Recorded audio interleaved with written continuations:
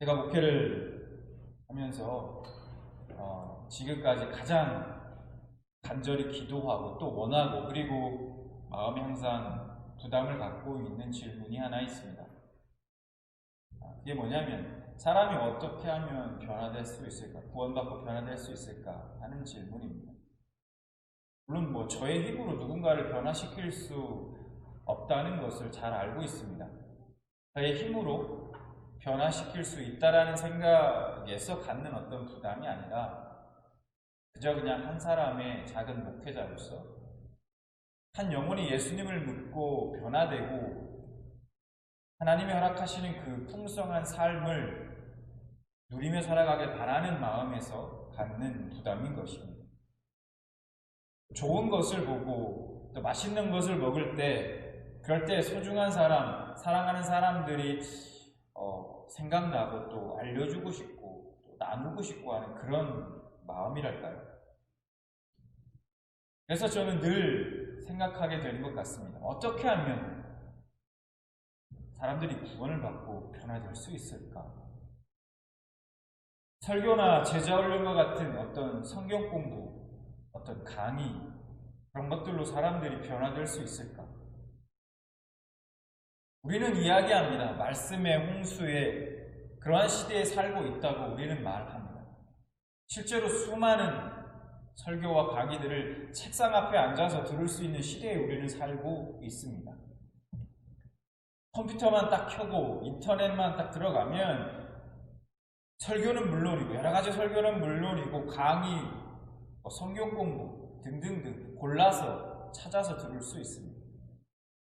그런데 사람들은 정말 진정한 변화를 경험하고 있는가 하는 겁니다.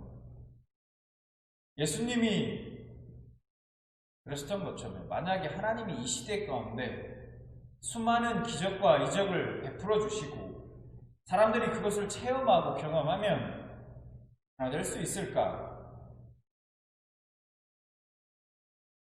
제가 전에 누가복음은 다른 복음서와 달리 그 구조를 보면 예수님의 사역이 예루살렘으로 향하는 그 여행기 형식으로 되어 있다라고 말씀을 드린 적이 있습니다.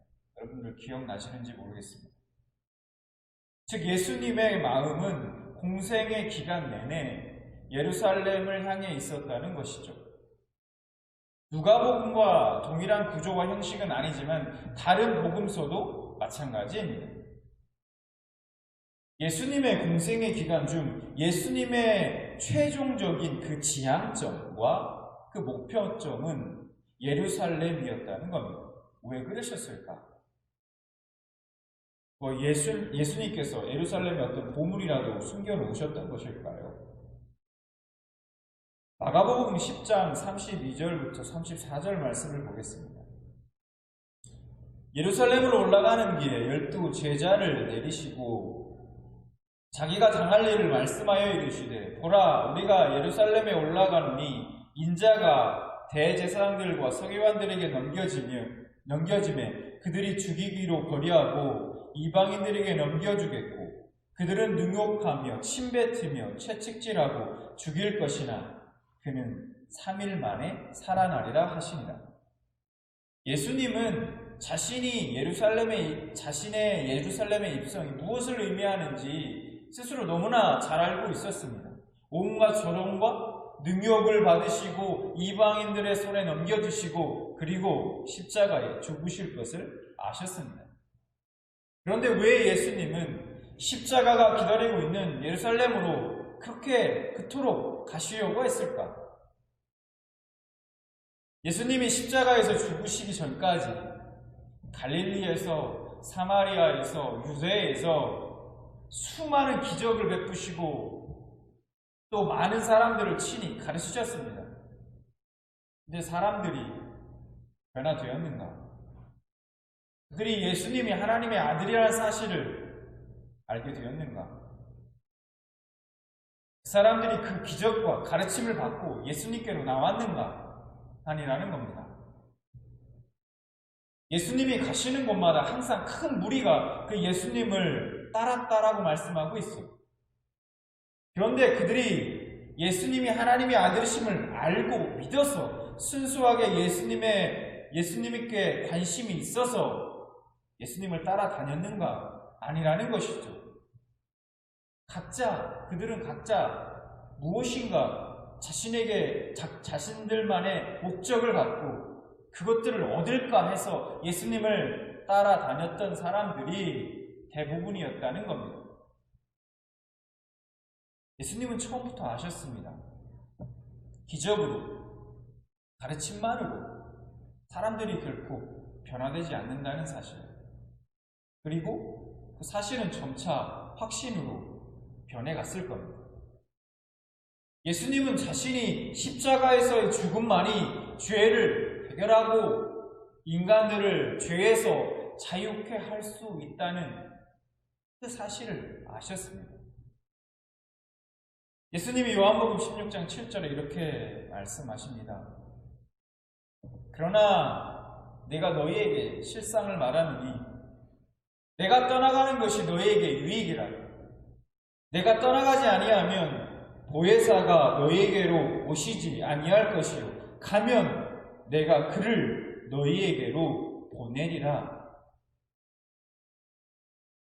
인간은 예수 그리스도를 믿고 내주하시는 성령님이 아니고서는 절대로 구원받을 수 없고 변화될 수 없습니다. 인간의 어떤 의지, 인간의 어떤 지성, 안 된다는 거예요. 다른 길이 없습니다. 오늘 본문에 나와 있는 요한복음 7장을 보면 그 사실을 우리에게 압축해서 보여주고 있습니다. 예수님께서 이미 가나 혼인잔치에서 물로 포도주를 만드시고 베데스다 연못에서 38년 된 병자를 고치시고 그리고 오병이어로 그것도 남자만 5,000명이라는 그 많은 사람들을 먹이시는 엄청난 기적을 베푸셨습니다. 이 같은 사실에 대해 사람들은 이미 소문을 들어 알고 있었을 겁니다. 그리고 오늘 본문 요한복음 7장 14절과 15절을 보면 유대인들이 예수님의 그 가르침을 듣고 놀랐다고 말씀하고 있습니다. 요한복음 7장 14절 15절.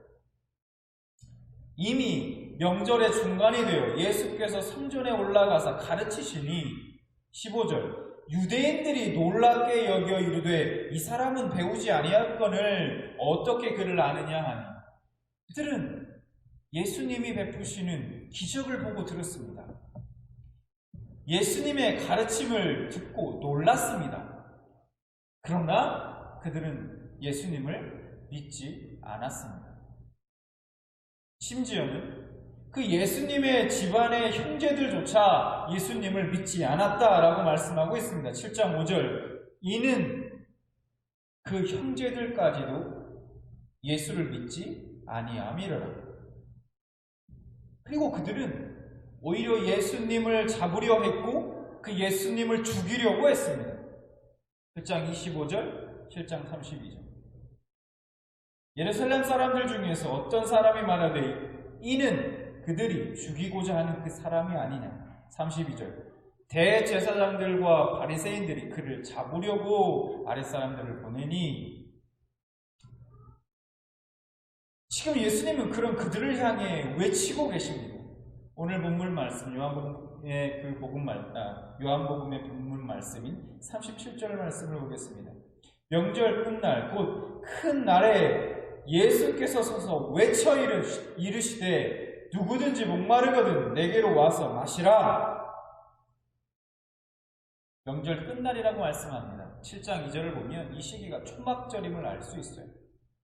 이스라엘에게는 이 히브리인들에게는 3대 절기가 있는데 하나님께서 이 3대 절기를 출애굽기 지키라고 기억하고 지키라고 했습니다. 축기 출애굽기 23장과 레위기 23장에서 그렇게 말씀하셨어요.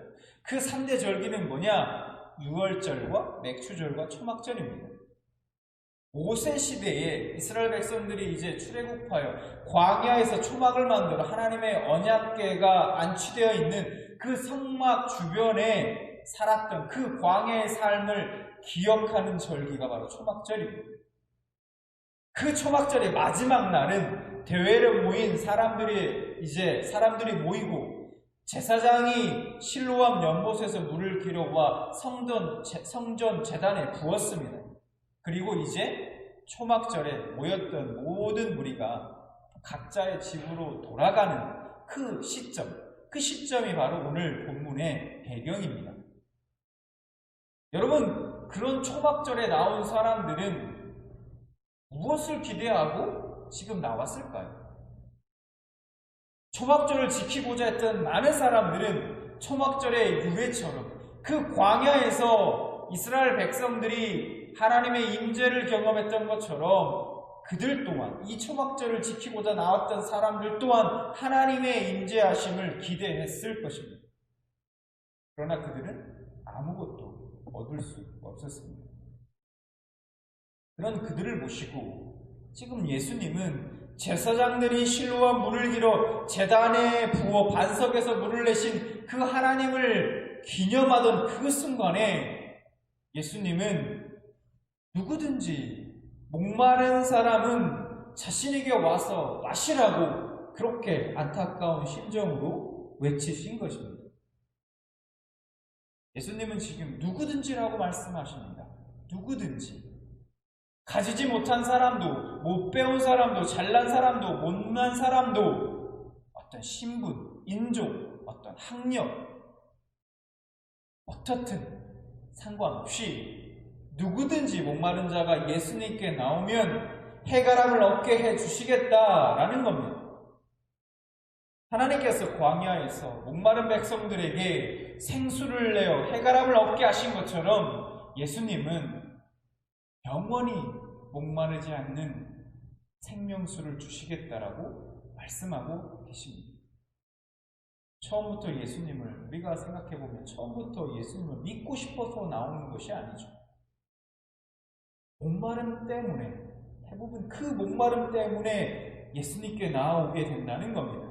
외로워서, 어떤 사람은 외로워서, 어떤 사람은 힘이 들어서, 사업이 망해서, 몸이 아파서, 그런 동기를 갖고 나왔든 그 동기가 무엇이든 주님은 그 동기를 탓하지 않으신다는 겁니다.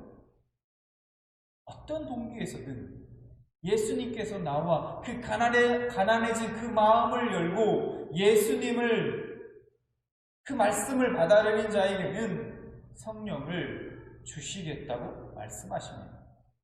38절 말씀을 보겠습니다. 나를 믿는 자는 성경의 이름과 같이 그 배에서 생수의 강이 흘러나오리라 하시니 구약 성경 중에 이사야, 에스겔, 요엘, 스가랴서를 보면 구원의 샘 혹은 생수의 강에 대한 말씀이 여러 곳에서 등장합니다. 예수님은 성경에서 기록된 이 생명수를 얻는 방법이 바로 자신을 믿는 자에게 주어진다고 말씀하고 있는 것입니다. 그러면 생수의 강이 무엇을 의미하는가? 바로 그 밑에 39절을 보면 알 수 있습니다. 이는 그를 믿는 자들이 받을 성령을 가리켜 말씀하신 것이라 라고 말씀하고 계시죠. 누구든지 예수님을 믿기만 하면 그 안에 누가 계시다는 말씀입니까? 바로 성령님이 우리 안에 내주하신다는 말씀입니다. 그러므로 예수님을 믿는 저와 여러분 안에 성령님이 계십니다. 여러분 그것을 믿으십니까? 그런데 문제는 우리 안에 질문이 하나 있습니다. 늘 가지게 되는 질문, 아마 여러분들도 마찬가지일 거예요. 이게 문제는 뭐냐? 그 성령님이 내주하시는데도 우리의 인격은, 우리의 성품은, 우리의 삶은 왜 여전히 그대로일까? 왜 그대로일까 하는 거예요. 왜 아무런 변화가 없는 것일까? 왜 아무런 능력도 발휘하지 못할까? 우리가 세상을 정복해 가야 되는데 오히려 세상에 정복당하고 살아가는 걸까? 왜? 7장 38절 말씀을 보면은 성경의 이름과 같이라는 말씀이 있습니다. 이 성경의 이름과 같이라는 말씀이 가리키는 구약의 말씀은 에스겔서 47장을 말씀합니다. 그러니까 에스겔 47장 1절 말씀 우리가 보겠습니다. 그가 나를 데리고 성전 문에 이르리니 성전의 앞면이 동쪽을 향하였는데 그 문지방 밑에서 물이 나와 동쪽으로 흐르다가 성전 오른쪽 제단 남쪽으로 흘러 내리더라. 성전의 문지방 밑에서 물이 나왔다라고 말씀하고 있습니다. 여기서 말씀하고 있는 물은 성전 밑에서 나온 그 물은 성령을 상징합니다. 그렇게 성전 문지방 밑에서 시작된 물이 점점점 차오르기 시작합니다. 그래서 에스겔 47장 3절부터 5절 말씀을 보면 차오르는데 3절 천척을 측량한 후에 내게 그 물을 건너게 하시니 물이 발목에 오르더니 다시 천척을 측량하고 내게 물을 건너게 하시니 물이 무릎에 오르고 다시 천척을 측량하고 내게 물을 건너게 하시니 물이 허리에 오르고 다시 천척을 측량하시니 물이 내가 건너지 못할 강이 된지라 그 물이 가득하여 헤엄칠 만한 물이요 사람이 능히 건너지 못할 강이더라. 이 말씀에서 천척은 약 500m를 말씀합니다. 그래서 현대인의 성경을 보면 525m로 번역하고 있습니다. 자, 처음에 그 천척을 측량하니까 물이 발목까지 찼다라고 말씀하고 있습니다. 그 다음은 무릎까지 차고, 그 다음은 허리, 그 다음은 사람이 건너지 못하고 헤엄칠 만큼 물이 가득 차 강이 되었다라고 말씀하고 있습니다. 이 말씀이 의미하는 것이 무엇일까요? 이 말씀은 성령의 임재하시는 그 단계를 말씀하고 있습니다. 자, 우리가 예수님을 구주로 영접하면 성령님이 우리 안에 거하십니다. 이것이 물이 발목까지 찼을 때, 즉 성령의 임재를 인식하는 단계를 의미합니다. 물이 발목까지 찼을 때는 어떻습니까? 물이 발목까지 밖에 차지 않았기 때문에 물의 힘을 거스르고 얼마든지 자신의 힘으로 마음대로 자신의 원하는 대로 자유롭게 움직일 수 있습니다. 그렇죠? 즉 내가 성령의 은혜는 받았지만 성령님에 의해 지배되지 않고 여전히 자신이 원하는 대로 마음대로 살아가는 것을 의미합니다. 그 다음에 발목까지 찼던 물이 무릎까지 찼을 때는 어떻습니까? 발목까지 찼을 때보다 다니기는 좀 불편하죠. 다니기는 좀 불편하지만 그래도 여전히 자유롭게 마음대로 자신의 의지에 따라 다닐 수 있습니다. 무슨 의미일까요? 이제 더 큰 은혜의 성령의 은혜를 받았습니다. 그래서 하나님의 말씀을 기억하고 때론 그 말씀이 걸림이 되기도 하지만 딱 거기까지. 결국은 자신이 원하는 대로 살아가는 것을 의미합니다. 그리고 그 다음 무릎까지 찼던 물이 이제 허리까지 찼을 때의 의미는 물이 허리까지 차서 좀처럼 자신이 원하는 대로 갈 수 없는 때를 의미합니다. 세상의 풍조를 자신의 죄된 본성을 거스르고 가게 되면 말씀과 자신의 삶이 끊임없이 부딪히는 그 단계를 말씀한다라는 거예요. 그래서 이제 서서히 하나님 앞에 자신의 뜻을 내려놓는 단계를 의미합니다. 마지막, 건너지 못할 강. 이 건너지 못할 강은 나의 힘과 뜻대로는 도저히 건너지 못할 강. 즉 나를 압도하는 은혜로 말미암아 나는 죽고 완전히 성령님이 나를 이끌어 가시는 단계를 의미합니다. 여러분 그 후에 하나님이 에스겔 선지자를 이끌어 물이 흘러 강을 이룬 그곳에서 어떤 일이 일어나는지를 보여주십니다. 47장, 에스겔 4장 7절과 8절 말씀을 보면 내가 돌아가니 강 좌우편에 나무가 심이 많더라. 이 강물이 이르는 곳마다 번성하는 모든 생물이 살고 또 고기가 심이 많으니라. 말씀합니다. 물이 발목과 무릎과 허리를 넘어 가득 차 내가 그 물에 잠겼을 때 그 강물로 말미암아 나무가 자라고 생물이 살고 고기가 쉼이 많았다고 말씀합니다.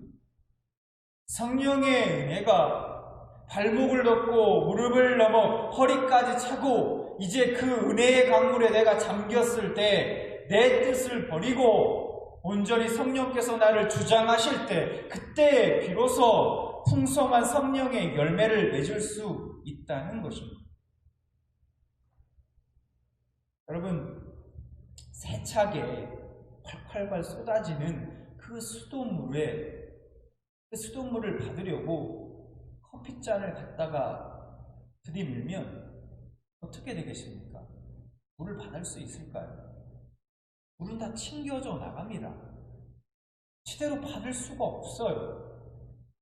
여러분, 지금도요, 성령님의 은혜는 넘치도록 흐르고 있는데 그 은혜를 받아 누리고 잠길 만큼 우리의 그릇이 과연 준비되어 있는가 하는 겁니다.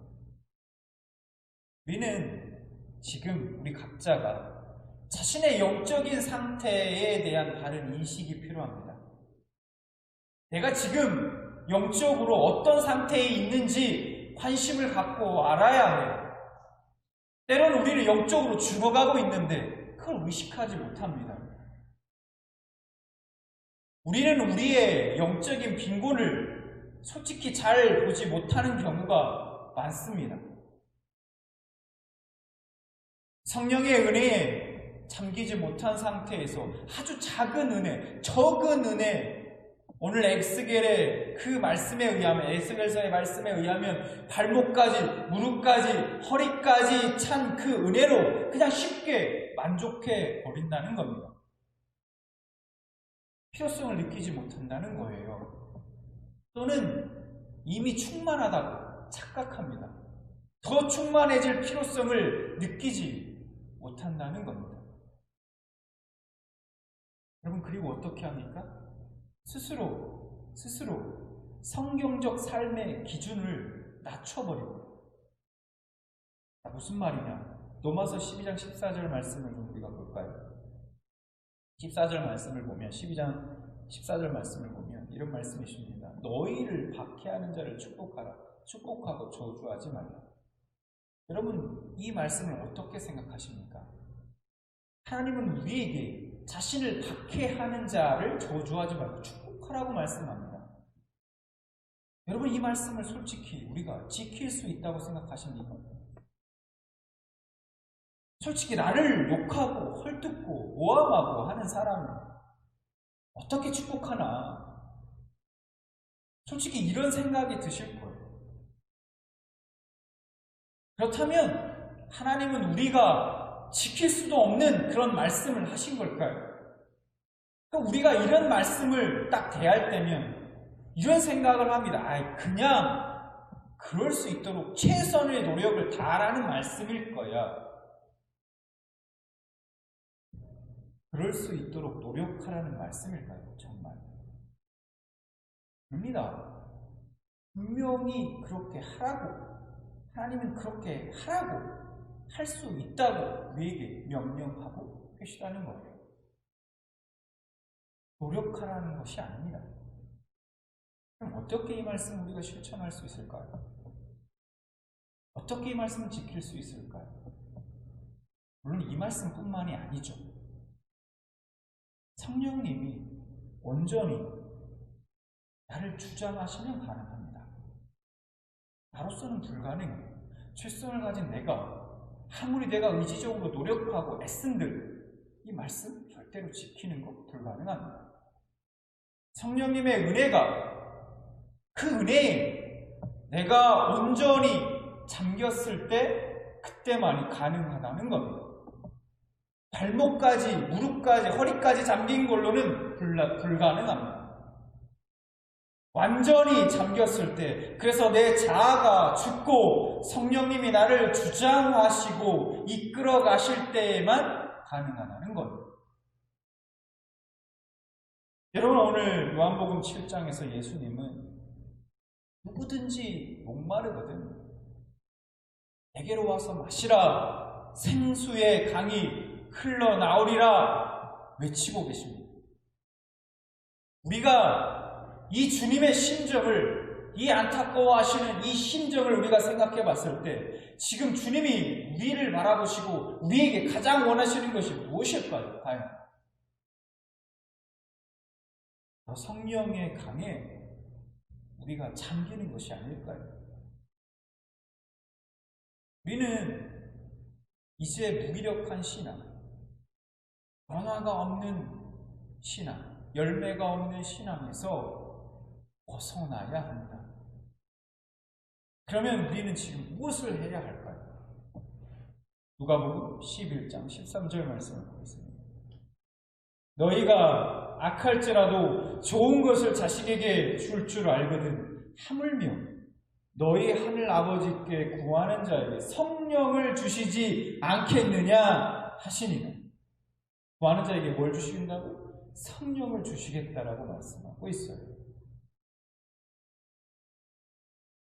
우리는 이 말씀을 믿고 의지에 구해야 합니다.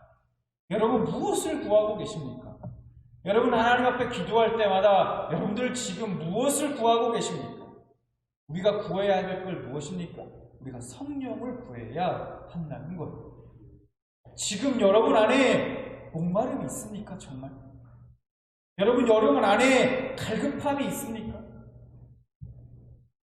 그래도 여러분들 안에 이 목마름과 갈급함이 있다면 그 영이 아직 살아있는 거예요. 근데 이 갈급함, 이 목마름이 없다면 아도 위에 여러분의 영은 죽어가고 있는 건지도 모릅니다. 하나님께서 여러분 안에 이 영적인 목마름을 주시길 원합니다.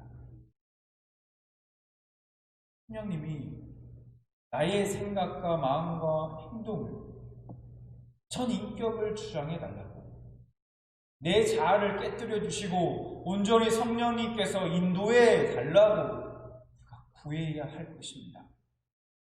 우리가 성령의 강에 잠겼을 때 여러분은 그동안 여러분 스스로도 알지 못했던 또 다른 여러분 자신의 모습을 발견하게 될 것입니다.